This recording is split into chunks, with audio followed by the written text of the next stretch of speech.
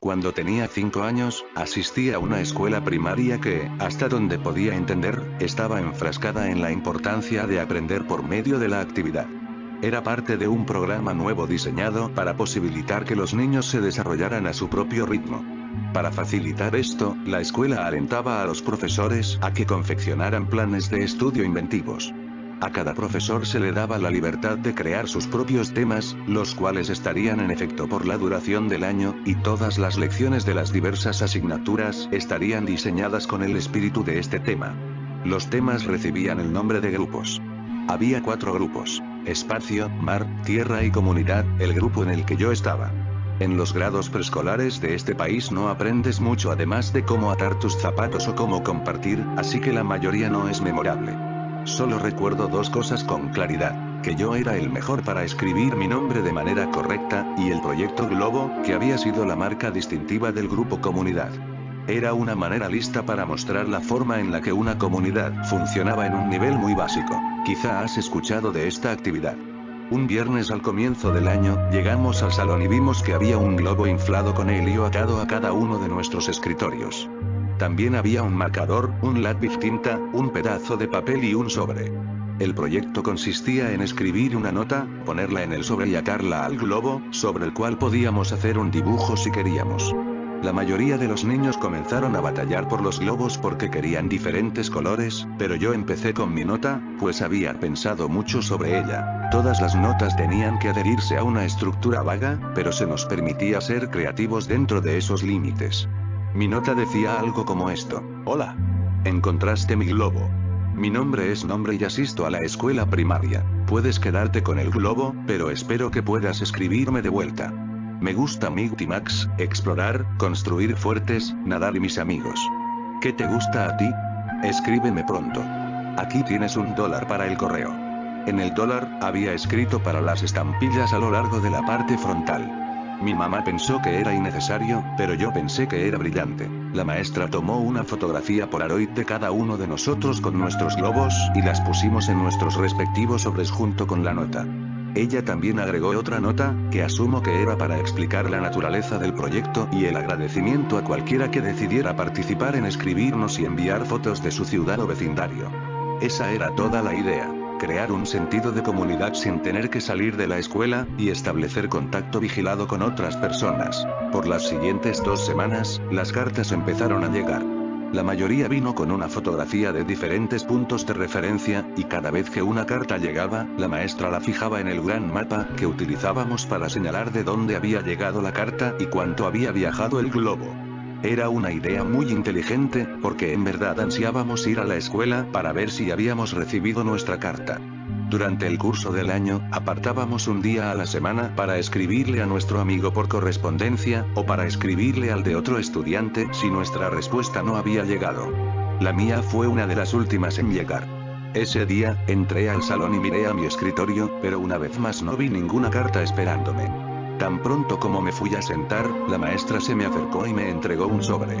Debí haberme visto muy emocionado, porque cuando estaba a punto de abrirlo, ella puso su mano en la mía para detenerme y decir: por favor, no te pongas triste. No entendía a qué se refería. ¿Por qué estaría triste ahora que mi carta había llegado? Inicialmente, me encontraba desconcertado de que ella siquiera supiera lo que había en el sobre, pero ahora sé que los maestros, obviamente, veían el contenido para asegurarse de que no hubiera nada inapropiado. Cuando abrí el sobre, supe a qué se refería. No había ninguna carta. Lo único que tenía el sobre era una Polaroid, pero no supe discernir lo que era. Se veía como una porción de postre, pero estaba muy borrosa como para estar seguro. Parecía que la cámara había sido movida mientras la fotografía se tomaba. No tenía dirección del remitente, así que no podía escribirle incluso si hubiera querido. Me sentía descorazonado. El año escolar transcurrió y las cartas dejaron de llegar para casi todos los estudiantes. Después de todo, solo puedes continuar una correspondencia escrita con un estudiante preescolar hasta cierto punto. Todos, conmigo incluido, habíamos perdido el interés en las cartas. Entonces recibí otro sobre. Mi emoción se rejuveneció, y me deleité en el hecho de que me seguían enviando cartas, cuando la mayoría de los demás amigos por correspondencia habían abandonado su participación. Tuvo sentido que recibiera otra entrega, no hubo nada más que una imagen borrosa en la primera, así que esto probablemente era para compensarlo. Pero, de nuevo, no hubo ninguna carta, solo otra imagen. Esta era un poco más distinguible, pero aún no la entendía.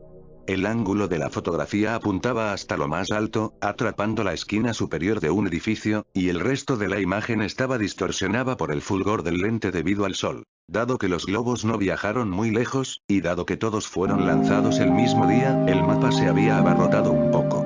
La política para los estudiantes que aún estaban intercambiando cartas era que podían llevarse las fotografías a casa. Mi mejor amigo, Josh, tenía el segundo número más alto de fotografías llevadas a casa, su amigo por correspondencia era muy agradable y le envió fotografías desde todas partes de la ciudad vecina. Creo que Josh se llevó 4 fotografías a casa. Yo me llevé casi 50. Después de un tiempo, dejamos de ver mis fotografías.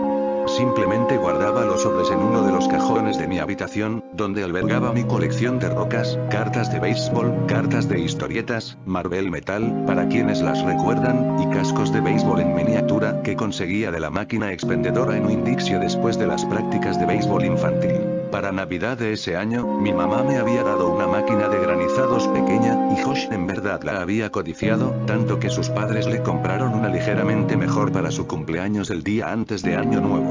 El verano siguiente, tuvimos la idea de que crearíamos una tienda de granizados para hacer dinero. Pensábamos que haríamos una fortuna vendiendo los granizados a $1.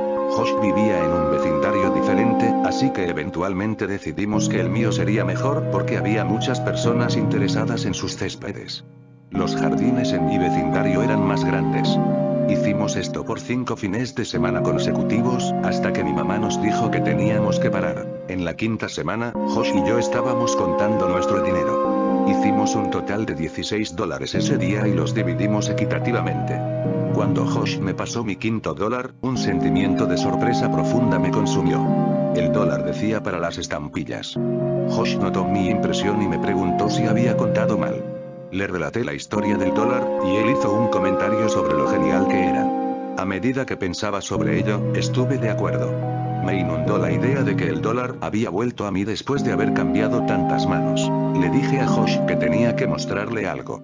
De vuelta en mi habitación, abrí el cajón y saqué un lote de sobres. Comencé con la primera fotografía, e inspeccionamos unas 10 hasta que Josh perdió el interés y me preguntó si quería ir a jugar en la fosa, una fosa de tierra calle abajo, antes de que su mamá lo viniera a recoger, así que eso fue lo que hicimos. Tuvimos una guerra de barro por un tiempo, pero fui interrumpido muchas veces por el crujido de los arbustos a nuestro alrededor. Había mapaches y gatos callejeros que vivían ahí, pero esto estaba haciendo un poco más de ruido, e intercambiamos teorías de lo que podría ser en un intento por asustarnos mutuamente. Mi última conjetura fue que era una momia, pero al final Josh siguió insistiendo con que era un robot por los sonidos que escuchábamos. Antes de irnos, se puso un poco serio y fijó sus ojos en los míos. ¿Tú también lo escuchaste, no? Sonó como un robot. Lo escuchaste, ¿verdad? Lo había escuchado, y puesto que sonó mecánico, concordé en que probablemente era un robot. Es hasta ahora que entiendo qué fue lo que escuchamos. Cuando regresamos, la mamá de Josh nos estaba esperando junto a mi mamá en la mesa de la cocina. Josh le dijo a su mamá acerca del robot. Nuestras mamás rieron y Josh se fue a casa. Mi mamá y yo comimos la cena, y luego me fui a la cama. No me quedé en la cama mucho tiempo antes de salir por debajo de las sábanas y decidir que, a raíz de los eventos del día, iba a revisar los sobres. Todo el asunto me parecía mucho más llamativo ahora.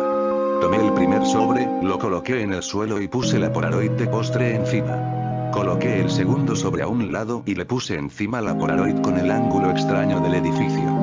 Hice esto con cada una de las fotografías hasta que formaron una cuadrícula de 5-10. Me habían enseñado a ser cuidadoso con aquellas cosas que estaba coleccionando, incluso si no estaba seguro de su valor. Noté que las fotografías, gradualmente, se hicieron más discernibles.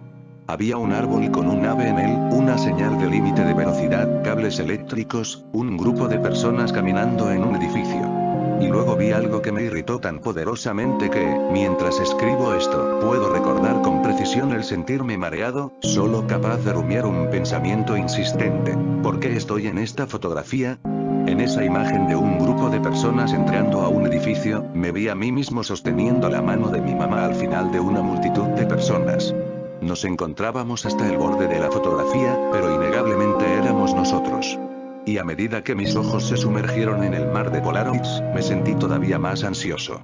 Era un sentimiento bastante raro. No era miedo, era el presentimiento de que estaba en problemas. No estoy seguro de por qué fui embestido por esa sensación, pero estaba sentado ahí luchando con la noción indiscutible de que había hecho algo malo. Y solo se intensificó cuando vi las demás fotografías. Me encontraba en todas las imágenes.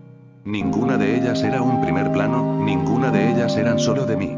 Pero yo estaba en cada una de las capturas, a un costado, en el fondo, en la parte baja del marco. Algunas solo tenían la parte más diminuta de mi rostro capturado en el borde de la fotografía, pero, en cualquier caso, estaba ahí. Siempre estaba ahí. No sabía qué hacer. Tu mente funciona en maneras divertidas cuando eres un niño. Una gran parte de mí tenía miedo de estar en problemas simplemente por estar despierto.